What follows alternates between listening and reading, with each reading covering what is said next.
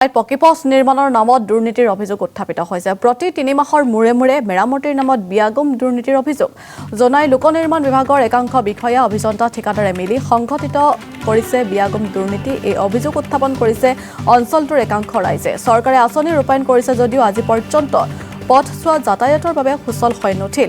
শীঘ্ৰেই পথছোৱা নিৰ্মাণৰ দাবী অঞ্চলটোৰ ৰাইজৰ। আৰু বিধ্বস্ত পথৰ বাবে সেই অঞ্চলবাসীয়ে জমৰ যাতনা ভুগিছে। কিন্তু এনেদৰেই সেই পথছোৱা নিৰ্মাণৰ নামত দুৰ্নীতিৰ অভিযোগ প্ৰতি ৩ মাহৰ মূৰে মূৰে মেৰামতিৰ নামত বিয়াগুম দুৰ্নীতিৰ অভিযোগ তুলিলে স্থানীয় লোকসকলে। জনাই লোক নিৰ্মাণ বিভাগৰ একাংশ বিষয়া লগতে অভিযন্তা ঠিকাদাৰৰ বিৰুদ্ধে এই অভিযোগ তুলিছে বিয়াগুম দুৰ্নীতিৰ। এই অভিযোগ উত্থাপন কৰিলে অঞ্চলটোৰ একাংশ ৰাইজে। আৰু চৰকাৰে আঁচনি ৰূপায়ণ কৰিছে যদিও আজি পৰ্যন্ত পথছোৱা যাতায়াতৰ বাবে সুচল হৈ নুঠিল। শীঘ্ৰেই পথছোৱা নিৰ্মাণৰ দাবী তুলিলে অঞ্চলটোৰ ৰাইজে।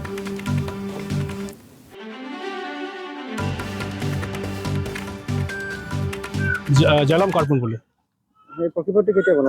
পকীপথটো এইটো ২২-২৩, কিন্তু আপোনাৰ এবছৰ বি নগ'ল।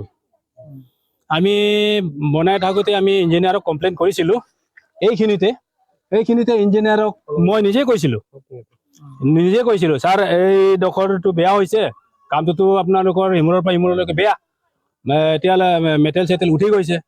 সি কৈছে নাই এইটো নহয়, আপোনাৰ ৰদ চদ দিলে মানে এইটো একদম মানে আপুনি মাৰ্তল চাৰুল মাৰক একো নহয়, নাপাতে ক'ত এইটো শিল চিল উঠিব এনেকুৱা কৈছিলে। এই আপোনাৰ ইঞ্জিনিয়াৰটোৰ নাম উপেন গগৈ, এই চুলি লালটো উপেন গগৈ। সি আচল অংক মাষ্টৰটো উপেন গগৈ হয়। এই ৰাস্তাৰ যিটো কেলেংকাৰী কৰিছে আপোনাৰ মেইন কণ্ট্ৰেক্টৰটো ধেনিকুলি নেকি, কিন্তু আচল অংক কৰাজন হৈছে এই চুলি লালটো, এই উপেন গগৈ। এখেতৰ মানে আমি এনেকুৱা ৰাইজে দাবী কৰিছোঁ, এখেতৰ দৰমহা বা সম্পত্তি বাজেয়াপ্ত কৰি কিনি এই ৰাস্তাটো আমাক পুনৰ মানে নতুনকে বনাই দিব লাগে। ৰাস্তাটো আপোনাৰ তৰাজানটো ইয়াত